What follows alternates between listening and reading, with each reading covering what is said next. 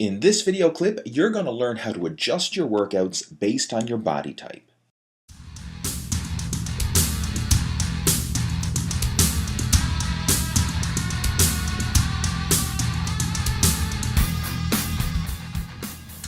Hey there, what's happening, Total Fitness Bodybuilders? It is your muscle building coach, Lee Hayward, and in today's video clip, I'm going to fulfill a request from one of my online followers. And Jason recently sent me a message asking if I would make a video covering each of the three body types, meaning the Ectomorph, Mesomorph, and Endomorph, and providing some, training tips and strategies for each of those three body types. So that's exactly what we're going to do now in this video clip. So as I just mentioned, there are three distinct categories of the human body. We have the Ectomorph, the Mesomorph, and the Endomorph. Now, the Ectomorph is the skinny guy. This person typically has very little body fat and very little muscle mass, and they have trouble gaining weight. Now, for the Ectomorph, muscle growth takes longer, but on the plus side, the gains that they do make tend to be leaner and more solid, better quality gains. Now, on the opposite side of the spectrum, you have the Endomorph, and this is the fat guy. Categorized by the soft, round body, and they're always struggling to lose weight. Now, Endomorphs typically gain body fat very easily, but on the plus side, they also gain muscle mass and strength very easily. In fact, a lot of powerlifters and strongmen and wrestlers and football players have an endomorphic body type. Now, in the middle of this, kind of the best of both worlds, we have the Mesomorph. And a Mesomorph is categorized by a muscular body.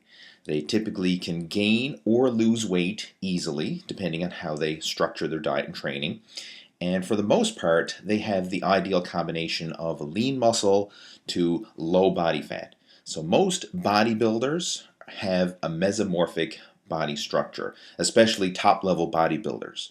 So when you hear someone talking about this person has good genetics for bodybuilding, more often than not, they're talking about having a mesomorph body structure where you can pack on a lot of muscle and also keep the body fat low. Now, obviously, most people aren't going to fit exactly with one category or another. We tend to have a combination of the three body types. But knowing which one that you predominantly lean towards can help you structure your workouts and your nutrition program to better meet your fitness goals. So here are some general training and nutrition guidelines to help you with each of the three body types. For the Ectomorph, they need to focus their efforts on gaining muscular body weight. Getting bigger is the #1 priority. So heavy weight training will help the Ectomorph to stimulate muscle growth. And doing a slower paced workout with longer rest periods will allow for heavier weights to be lifted. A good rule of thumb is to rest at least 2 minutes between sets and even longer for big compound power lifts such as the squat, deadlift, and bench press. Now, ectomorphs need to train less frequently in order to give their body plenty of time for recovery and growth. So a good rule of thumb is to train every second day or 3 days a week. Now, when it comes to cardio and aerobic activities, these should be kept to a minimum for ectomorphs, especially while they're in that growth phase and trying to get bigger. Keeping your outside activities to a minimum will conserve calories and allow those calories to be utilized for growth and recovery. Now, an ectomorph, when it comes to their nutrition, they need to make sure that they are consuming more calories than they burn off in order to have a caloric surplus from which to grow from. And ideally, they should not go any longer than 2 hours without eating something. You want to keep that constant, steady influx of food in your system to provide that caloric surplus. And every meal should contain a combination of protein and carbohydrates.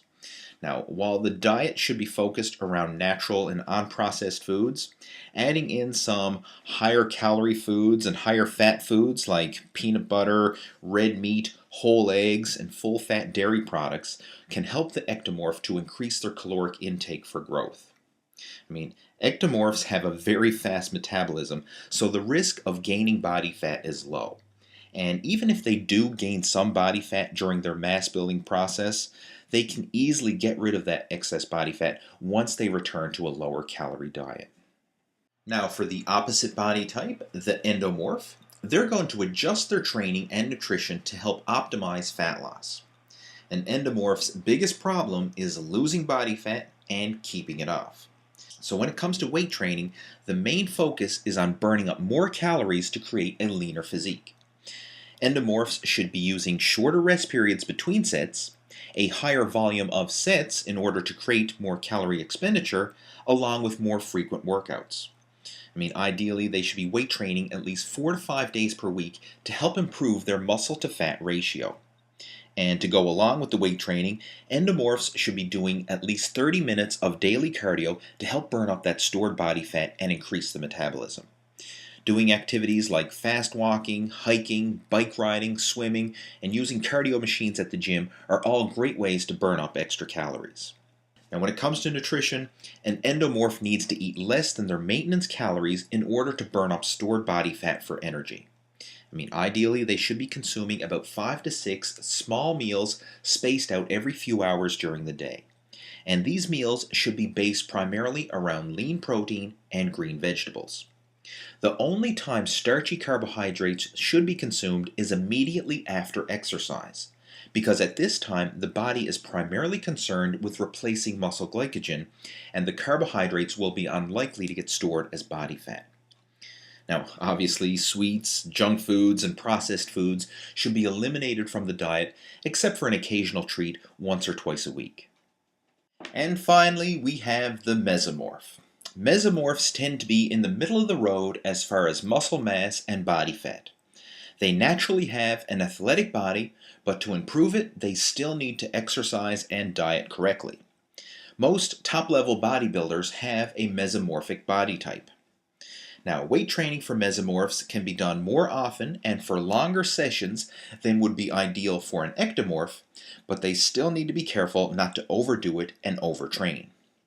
And depending on the individual's fitness goal, a mesomorph could focus along the guidelines suggested for an ectomorph and gear their training towards getting bigger, or they could focus more along the guidelines outlined for an endomorph and gear their training towards losing fat and getting ripped. A lot of mesomorphs like to cycle their training between bulking and cutting phases, and generally they'll focus on gaining mass and bulking up during the fall and winter, and then switch to training for fat loss during the spring and summer in order to get that lean, ripped beachbody look. Now, eventually, ectomorphs and endomorphs can take on a similar training cycle pattern as their physiques get more developed and they begin to take on some of the characteristics of a mesomorph. But they will always have those tendencies and need to work on their trouble areas, be that gaining size for ectomorphs or losing fat for endomorphs. So there you go. That's a good general overview of how to train and eat based on your individual body type.